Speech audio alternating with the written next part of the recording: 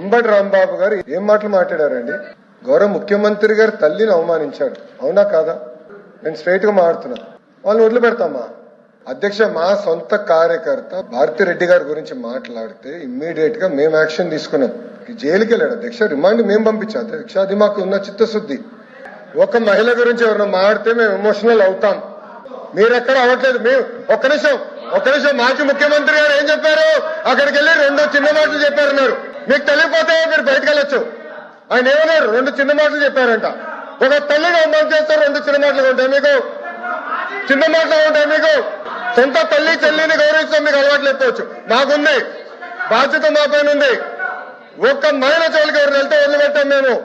అది మాకున్న సంస్కృతి. అంతేగాని మీరు సమర్థించి ఎవరో క్షమాపణ అడిగారని, బాస్ ఒక తల్లి జోలికి వెళ్తే ఎవరిని వదిలిపెట్టాం.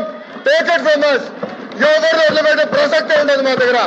ఎవరు తల్లైనా, జగన్మోహన్ రెడ్డి గారి తల్లైనా కూడా, ఎవరు తల్లైనా, ఎవరు చెల్లైనా, ఎవరు అక్కైనా, ఒక మహిళ జోలికి వెళ్తే ప్రజాప్రభుత్వం ఎవరిని వదిలిపెట్టే ప్రసక్తే ఉండదు. అది మా గౌరవ ముఖ్యమంత్రి గారు చెప్పారు, గౌరవ ఉప ముఖ్యమంత్రి గారు చెప్పారు. మేము ఎవరిని వదిలిపెట్టాం. ముందు మీరు చూస్తారు కదా. అది Subscribe to One India and never miss an update.